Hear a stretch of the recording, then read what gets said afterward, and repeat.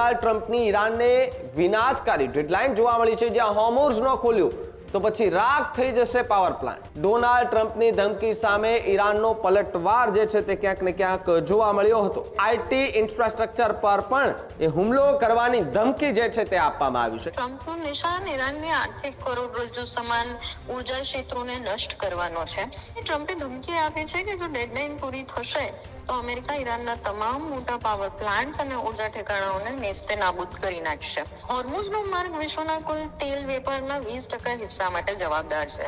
તેને બંધ કરવાનો અર્થ છે કે વૈશ્વિક અર્થતંત્રને ઠપ કરવું, જે અમેરિકા સહન કરવા માટે તૈયાર નથી. અમેરિકાને ખબર છે કે એ સુપર પાવર તો છે, પરંતુ જો આવા કોઈ પણ વેપાર કે જે અર્થતંત્ર સાથે સંલગ્ન હોય અને એ વેપાર ઠપ થવાની આરે હોય તો એ અમેરિકા જ નહીં પરંતુ નાના મોટા તમામ દેશો એનાથી ભાંગી પડશે. અને માત્ર ભૌતિક જ નહીં પણ ડિજિટલ હુમલાની પણ તૈયારી દર્શાવી છે. તેને પશ્ચિમી દેશોના આઈટી ઇન્ફ્રાસ્ટ્રક્ચર પર મોટા પાયે સાયબર હુમલો કરવાની પણ ચેતવણી આપી છે. આખો વિડીયો જોતા પહેલા હજુ પણ અમારી ચેનલને સબસ્ક્રાઇબ નથી કરી તો યુટ્યુબ પર સબસ્ક્રાઇબ કરો અને ફેસબુક અને ઇન્સ્ટાગ્રામ પર ફોલો કરો.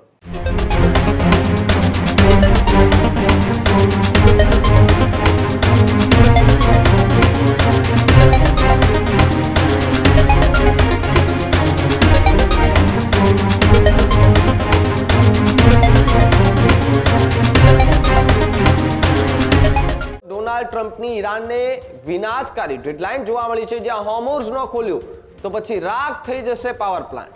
48 કલાકમાં હોર્મુઝ ખોલવા ઈરાનને ડેડલાઇન આપવામાં આવી, જ્યાં ઈરાનના ઉર્જા ઠેકાણા નેસ્તનાબૂદ કરી દઈશું તેવી પણ વાત ટ્રમ્પે કરી. ડોનાલ્ડ ટ્રમ્પની ધમકી સામે ઈરાનનો પલટવાર જે છે તે ક્યાંક ને ક્યાંક જોવા મળ્યો હતો.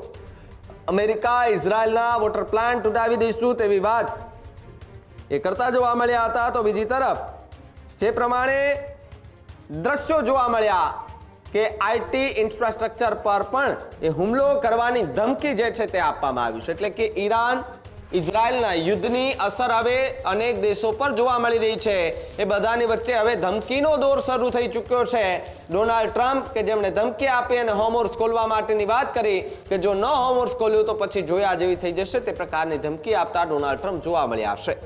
આજ મુદ્દે વાત કરવા માટે મારી સાથે મારા સહયોગી નંદિની જોડાયા છે. નંદિની, જે રીતે ઈરાન ઇઝરાયલ અને યુએસનું આ જે યુદ્ધ ચાલી રહ્યું છે, લાંબો સમય થઈ ચૂક્યો છે, હોર્મુઝને ત્યાંથી પસાર થતા જહાજો જે છે તેને અનેક જહાજોને અટકાવી દીધા છે અને હવે ટ્રમ્પે ધમકી આપી છે કે હોર્મુઝ સ્ટ્રીટ છે એ ખોલી દેવામાં આવે. જી બિલકુલથી વાત કરવામાં આવે તો અમેરિકામાં જે રાષ્ટ્રપતિએ ઈરાન સામે અત્યાર સુધીનું જે સૌથી કડક વલણ અપનાવ્યું છે તે કહી શકાય, કારણ કે ટ્રમ્પનું નિશાન ઈરાનની આર્થિક કરોડરજ્જુ સમાન ઉર્જા ક્ષેત્રોને નષ્ટ કરવાનો છે. હવે ટ્રમ્પે ઈરાનને સ્પષ્ટ ચેતવણી આપી છે કે જો આગામી 48 કલાકમાં હોર્મુઝ ખોલવામાં નહીં આવે તો તેના પરિણામો ભયજનક હશે. એટલે કે ટ્રમ્પે ધમકી આપી છે કે જો ડેડલાઇન પૂરી થશે તો અમેરિકા ઈરાનના તમામ મોટા પાવર પ્લાન્ટ્સ અને ઉર્જા ઠેકાણાઓને નેસ્તે નાબૂદ કરી નાખશે. હોર્મુઝનો માર્ગ વિશ્વના કુલ તેલ વેપારના 20% હિસ્સા માટે જવાબદાર છે.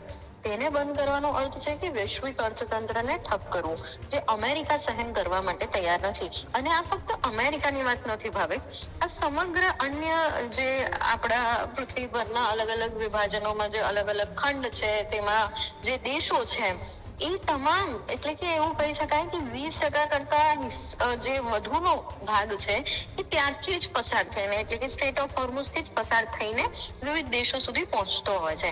એટલે કે અમેરિકાને ખબર છે કે એ સુપર પાવર તો છે, પરંતુ જો આવા કોઈ પણ વેપાર કે જે અર્થતંત્ર સાથે સંલગ્ન હોય અને એ વેપાર ઠપ થવાની આરે હોય તો એ અમેરિકા જ નહીં પરંતુ નાના મોટા તમામ દેશો એનાથી ભાંગી પડશે અને એ કોઈ પણ દેશ ના ઈચ્છે. એટલે અમેરિકાની ધમકી સામે ઈરાને નમવાને બદલે વધારે જ્યારે આક્રમક વલણ અપનાવ્યું છે ત્યારે જઈને અમેરિકાએ આ ડેડલાઇન આપી છે. ઈરાની સૈન્ય કમાન્ડરોએ અમેરિકા અને ઇઝરાયલને સીધા નિશાન બનાવવાની જાહેરાત કરી દીધી છે.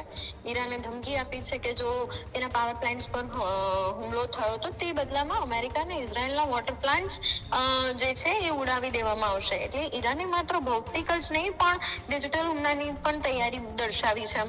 તેને પશ્ચિમી દેશોના આઈટી ઇન્ફ્રાસ્ટ્રક્ચર પર મોટા અમેરિકાએ સાયબર હુમલો કરવાની પણ ચેતવણી આપી છે. એટલે આવનારા 48 કલાક ફક્ત ઇઝરાયલ, અમેરિકા અથવા તો ઈરાન માટે જ નહીં, પરંતુ વિવિધ દેશો માટે પણ ખૂબ જ મહત્વપૂર્ણ છે, કારણ કે વૈશ્વિક અર્થતંત્ર હવે દાવ પર લાગ્યો છે. ભાવે કેવું કહી શકાય. બિલકુલ નંદિની, ખૂબ ખૂબ આભાર જોડાવા બદલ અને માહિતી બદલ. હજુ સુધી તમે અમારી ચેનલને સબસ્ક્રાઇબ નથી કરી તો અત્યારે જ ન્યૂઝરૂમ ગુજરાતને સબસ્ક્રાઇબ કરો, ફેસબુક અને ઇન્સ્ટાગ્રામ પર ફોલો કરો.